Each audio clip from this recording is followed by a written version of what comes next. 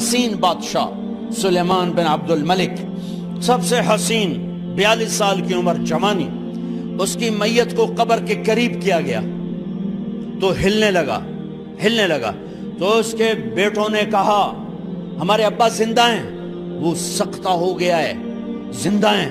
عمر بن عبدالعزیز رضی اللہ رحمت اللہ علیہ فرمانے لگے ارے بھتیجو زندہ نہیں ہے، قبر کا عذاب جلدی شروع ہو گیا ہے، وَلَعَجَّلَ اللَّهُ بِالْعُقُوبَةِ، چھپاؤ، جلدی چھپاؤ۔ عمر بن عبدالعزیز جس تخت پر بیٹھے اس پر سلیمان تھا، اس پر ولید تھا، اس پر عبد الملک تھا، ان تینوں نے اپنے من کو راضی کیا، عمر بن عبدالعزیز نے اپنے رب کو راضی کیا۔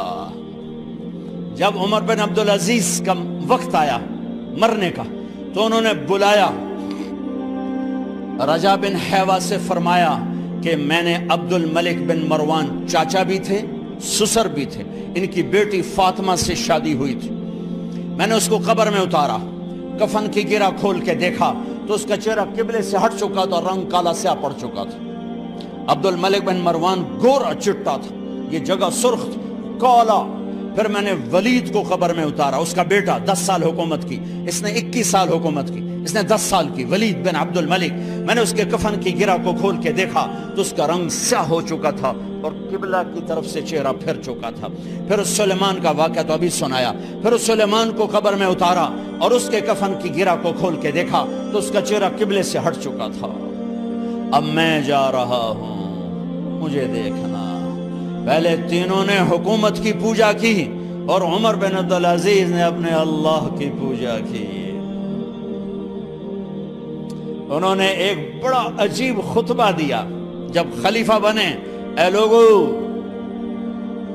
بچپن میں شعر و شاعری کا شوق تھا تو میں شاعر بنا، تھوڑا سا اٹھان ہوئی تو علم کا شوق لگا، میں نے علم حاصل کیا، جوان ہوا تو فاطمہ بنت عبد الملک سے عشق ہوا، میں نے اس سے شادی کی، اب اللہ نے مجھے حکومت دے دی ہے، اب تم دیکھو کہ میں اس سے اپنے اللہ کو راضی کروں گا۔ ہمارے حکمران تو ووٹ سے آتے ہیں اور چلے جاتے ہیں 4-5 سال کے بعد، ان کی وراثت میں حکومت آ رہی ہے اور 3 بر اعظم پر حکومت ہے، اور ایسا روب دبدبہ ہے بنو امیہ کا، کوئی ان کے سامنے سر نہیں اٹھا سکتا۔ 3 بر اعظم میں زکوٰۃ لینے والا کوئی نہ بچا، 3 بر اعظم میں سوال کرنے والا کوئی نہ بچا، 3 بر اعظم میں ظالم کوئی نہ بچا، 3 بر اعظم میں مظلوم کوئی نہ بچا۔ لیکن خود کیسا رہا؟ گھر آئے، فاطمہ بڑے اچھے دن گزرے ہیں، اب امتحان ہے، میں تیرا حق نہیں ادا کر سکوں گا، طلاق لینی ہے میں حاضر ہوں، ساتھ دینا ہے تو میرے اپنے حق معاف کرو، اپنے حق معاف کرو۔ فاطمہ جیسی عورت انسانی تاریخ میں کوئی نہیں آئی، سیاسی لحاظ سے، سیاسی، دادا مروان بادشاہ، باپ عبد الملک بادشاہ، بھائی ولید بادشاہ، دوسرا بھائی سلیمان بادشاہ، تیسرا بھائی ہشام بادشاہ، چوتھا بھائی بادشاہ اور اپنا خامن بادشاہ، 7 نسبتوں سے یہ عورت شہزادی ہے۔ کائنات انسانی تاریخ میں اتنی بڑی عورت کوئی نہیں آئی، سیاسی۔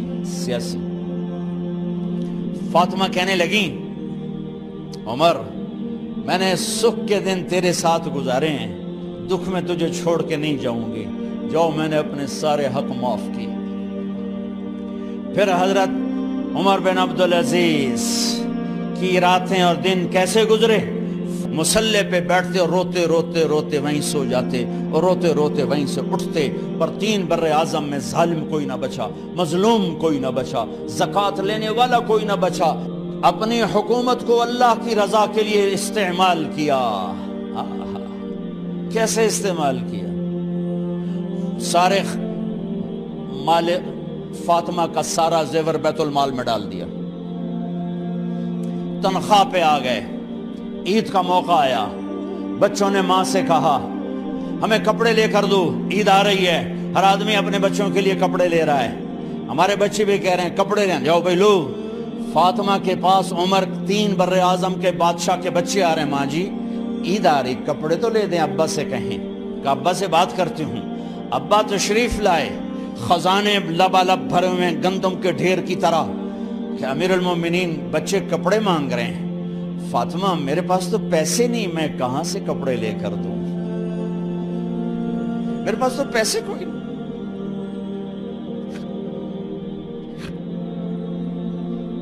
حضرت فاطمہ نے کہا پھر بچوں کا کیا کروں؟ کہا پھر مجھے بھی نہیں پتا کیا کروں۔ اس کے پہلے 3 حکمرانوں نے لوٹ مار کے بازار گرم کیے، ظلم و ستم کے پہاڑ توڑے، اور آج اسی خزانے پہ ایک شخص بیٹھا ہے جو اللہ کو راضی کرنے کے جھنڈے گاڑ رہا ہے۔ تو فاطمہ نے کہا آپ ایسا کریں، اگلے مہینے کی تنخواہ ایڈوانس لے لیں، اس سے میں اپنے بچوں کو کپڑے لے دیتی ہوں، اور گھر کا خرچہ میں مزدوری کر کے گھر کی روٹی چلا لوں گی۔ ارے اپنی تاریخ پڑھو، صرف ڈرامے ہی نہ دیکھتے رہ جاؤ، صرف گانے نہ سنتے رہ جاؤ، اور بھی دکھ ہیں زمانے میں محبت کے سوا۔ انہوں نے اپنے بلایا وزیر خزانہ مزاحم، اپنا ہی غلام، ہاں بھائی مزاحم ہمیں بچوں کے کپڑے چاہیے، تو اگلے مہینے کی تنخواہ ایڈوانس مل جائے۔ وہ کہنے لگے امیر المومنین آپ مجھے لکھ کر دے دیں کہ آپ 1 مہینہ زندہ رہیں گے، میں آپ کو تنخواہ دے دیتا ہوں۔ عمر بن عبدالعزیز سر جھکایا، اٹھے، گھر گئے، فاطمہ میرے بچوں سے کہہ دو کہ تمہارا باپ کپڑے لے کے نہیں دے سکتا۔ اپنی تاریخ تو دیکھو۔ عید کا دن آ گیا، خلیفہ وقت عید کی نماز پڑھاتے تھے، نمازیں بھی خلیفہ وقت پڑھاتے تھے۔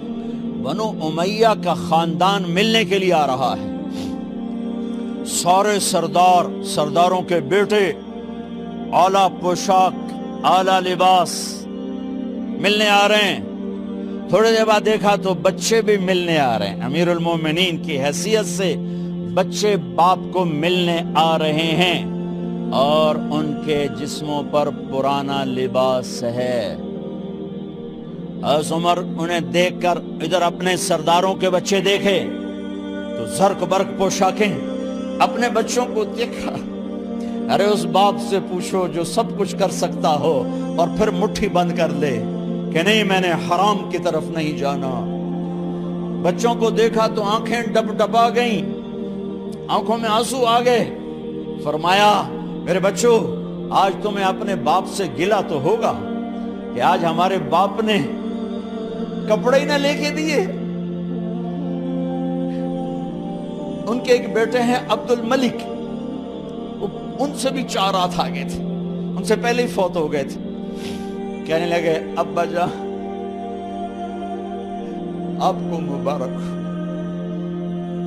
آج ہمارا سر بلند ہے، ہم شرمندہ نہیں ہیں، آپ کو مبارک ہو، آپ نے قومی خزانے میں بددیانتی نہیں کی ہے، ہم شرمندہ نہیں ہیں، انسانوں کو کپڑوں پہ نہیں تولا جاتا۔ آج کا میرا دیس کا مالدار اتنا فقیر ہو گیا ہے، اتنا چھوٹا ہو گیا ہے کہ وہ اپنا تعارف کروانے کے لیے 50 لاکھ کی گھڑی لیتا ہے، 6 لاکھ کا جوتا لیتا ہے۔ آج کی بیگم اتنی چھوٹی ہو گئی ہے کہ اپنے قد کو بڑا کرنے کے لیے وہ 10 لاکھ کا ہینڈ بیگ لیتی ہے کہ دیکھو میرا بیگ 10 لاکھ کا ہے۔ ارے میری بہن تو 10 ٹکے کی بھی نہیں رہی، اگر تو نے بیگ سے اپنے آپ کو بڑا بنایا، او میرے دوست تو 2 ٹکے کا نہیں ہے اگر تو 10 لاکھ کے جوتے اور 50 لاکھ کی گھڑی سے اگر تو بڑا بننا چاہتا ہے۔ ارے اس دھوکے سے نکلو۔ برینڈڈ کہاں جا رہے ہو؟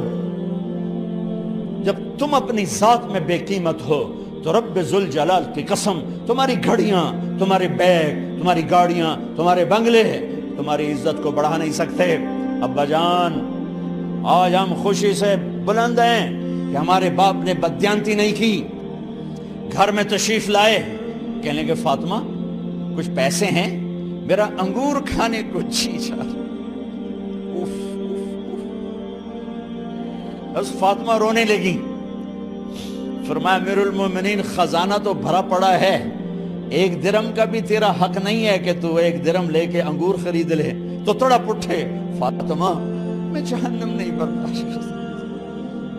وہ میرے بھائیوں جو دن رات سود میں پھنس چکے ہو، جو دن رات جوے شراب میں پھنس چکے ہو، کیسے اللہ کے سامنے سرخرو ہو کر کھڑے ہو گئے؟ ایک رات گھر میں تشریف لائے، بچیاں بیٹیاں، منہ پہ ہاتھ کپڑا رکھا، دوپٹہ رکھا منہ پہ، اور بات کریں۔ آپ نے پوچھا ارے کیا ہوا تمہیں، یہ منہ پہ کپڑا کیوں رکھتے ہو؟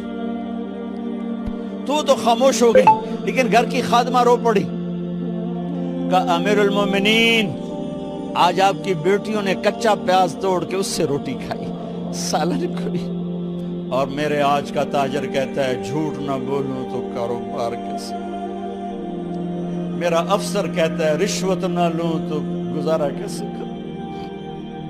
تو عمر بن عبدالعزیز پھس پہ ہچکیوں کے ساتھ روئے کہ میری بچیوں میں تمہیں بڑے اچھے کھانے کھلا سکتا ہوں، پر میں جہنم کی آگ برداشت نہیں کر سکتا۔ بھائیو، اس بندے نے اپنے آپ کو ذبح کر دی، اللہ کو راضی کرنے کے لیے ذبح کر دی، اپنے ذات کو، اپنے جذبات کو، اپنے احساسات کو۔